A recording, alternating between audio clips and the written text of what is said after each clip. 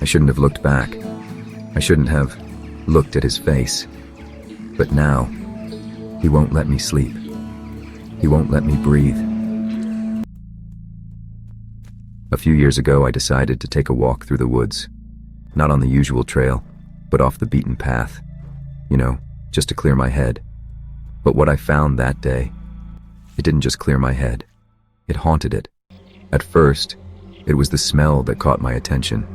Sweet, overpowering, like rotting fruit mixed with something chemical.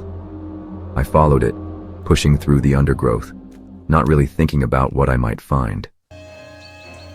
And then I saw him, a man, or what was left of him. His skin was swollen, green and black, with fluids leaking out. The animals had been at him for days. I'll never forget the way his eyes, or what was left of them, seemed to stare right at me. I called the police. They told me to stay with the body until they arrived. Stay with him, in the middle of nowhere. As the sun went down, the woods got darker and quieter. No birds, no wind, just me and him. I kept telling myself it was just my imagination. But the longer I sat there, the more I felt like he was watching me. Like he was angry. I could almost hear him in my head. Why did you find me? Why did you disturb me? Eventually, the police arrived. They said it was a suicide. Case closed. But for me, it was just the beginning. That night, he came to me in my dreams, and he wasn't happy. He told me I'd disturbed his rest, that I didn't deserve to live. He wanted me to do what he did, to end it. And every night after that, he came back. Same dream, same words, same anger.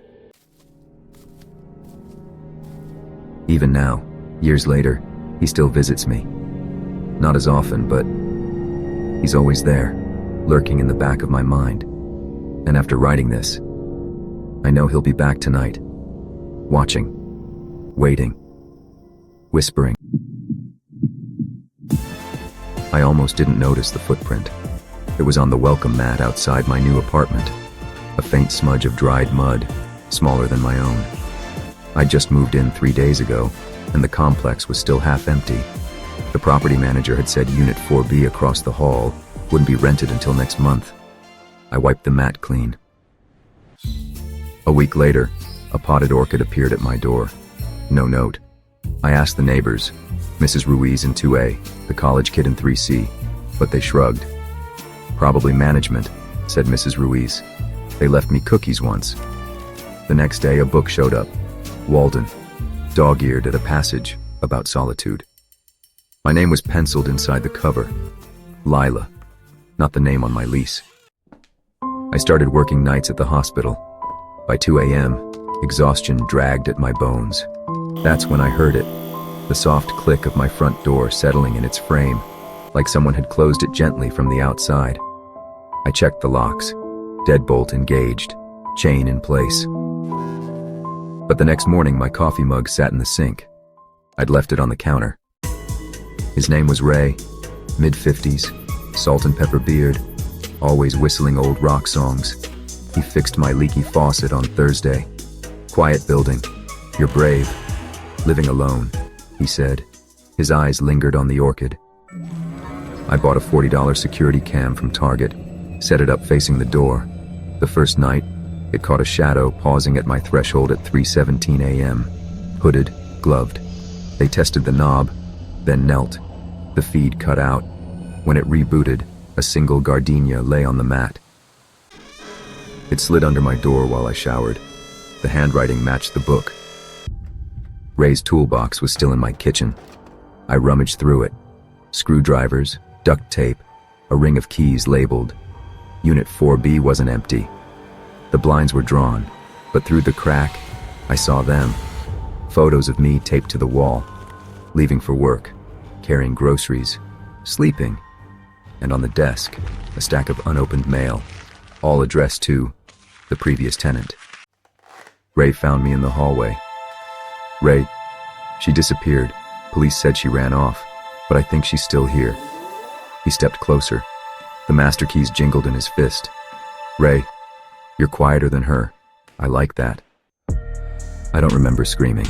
Don't remember stabbing his thigh with the screwdriver I'd hidden in my sleeve, but I remember running, barefoot, in scrubs, to Mrs. Ruiz's door. She called 911. They found Lila Carter's suitcase under Ray's bed, her phone buried in a planter. He'd worked here 11 years. I moved out last week, but tonight, as I double-checked the locks in my new place, my phone buzzed. A text from an unknown number. Miss you already. R. The first time I heard the scratching, I told myself it was rats. But rats don't whisper your name through the vents. I froze, the knife I'd been using to chop vegetables trembling in my hand. The voice slithered up from the floorboards, raspy and wet, like someone digging themselves out of a grave. Claire, I found your ring. My mother's ring, the one I'd reported missing that morning, clattered out of the air vent and rolled to my feet. That's when I realized he wasn't in the house. He was under it. 3 months earlier, I'd thought the house was a blessing, a fresh start after Mom's death. Quaint, cheap, and with a backyard big enough for Max to sprint in circles until he collapsed. The landlord had said it had been vacant for years. Too long, he'd muttered, handing me the keys. The first week was bliss. Mornings spent unpacking, evenings curled up with Max. But by day 10, the little things started.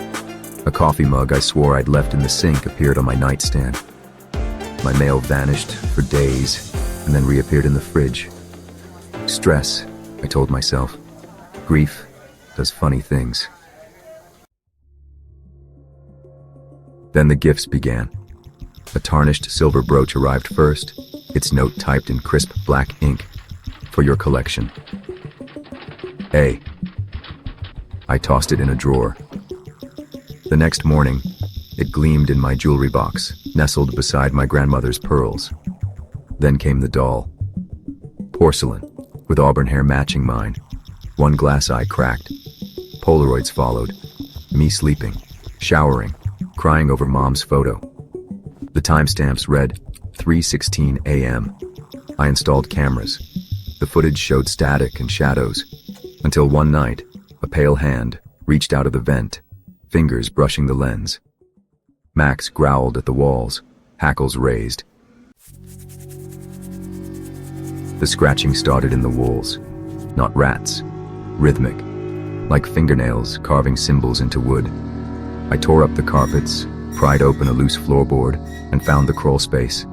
Dust rained down as I crawled inside, flashlight trembling. The smell hit me first, cigarettes and mildew. The space widened into a room, a stained mattress, a hot plate, walls papered with photos, me laughing at the grocery store, jogging, undressing. 5 other women stared from Polaroids labeled "Before You." A journal detailed their routines. Sarah, yoga at 7 a.m. Jenny, tea before bed. Claire, vulnerable, lonely, perfect. Footsteps creaked behind me. Mark stood in the doorway, smiling. The plumber who'd fixed my sink. The electrician who'd checked the wiring. Now he held a hammer, his keyring jingling. Copies of my keys. "We've had such lovely chats, Claire," he said, stepping closer. "Don't you remember?" I didn't. But I remembered his eyes lingering on my hands at the grocery store, the way he'd asked about my ring. I ran. Police found nothing. No fingerprints. No trace of the room. I moved to a high-rise, changed my name. But weeks later, a deliveryman handed me a box. Inside lay Mom's photo, the glass shattered. A new note. "You can't hide." A. Outside my window, Mark stood across the street, grinning.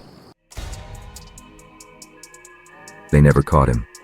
But sometimes, when I check my locks for the 12th time, I hear faint scratching in the walls, and I wonder, how many keys did he make?